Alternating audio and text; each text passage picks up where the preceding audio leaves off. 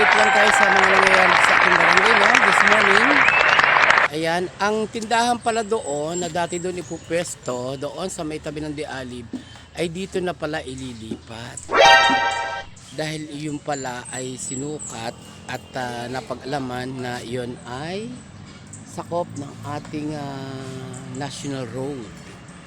So dito natin ililipat ang mga tindahan na supposed to be ay doon ikakabit. Ayan oh. Dito na ililipat at kasalukuyang binibuild up na ang pagtatayo ng mga tindahan dito, yung barangay variety stores na tinatawag. So ito yung place kung saan mabubungaran natin in the near future ang mga tindahang hile-hilera dito ng mga sari-sari, at ito na nga ang barangay variety stores.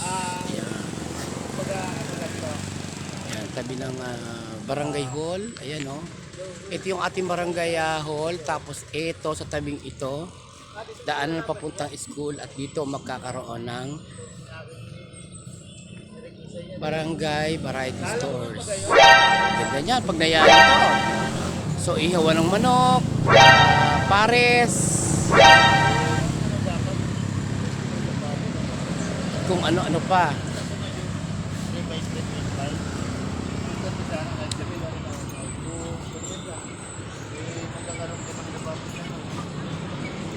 At sa likod naman niyan mga kabarangay ang ating mini park. Diyan ilalagay ang mini park. Yan sa likod na yan. At yun, malalaman pa natin kung ano yung tinatayong yan.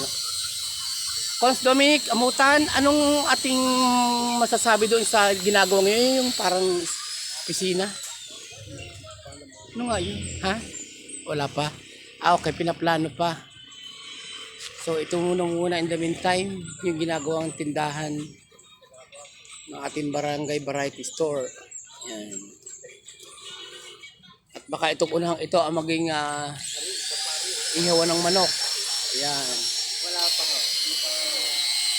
At malalaman natin sa mga susunod na araw. Kasi medyo sinusurpresa tayo ng ating punong barangay.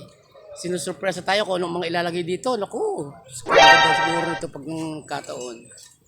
Maaliwalas, maayos, at matiwasay ang barangay.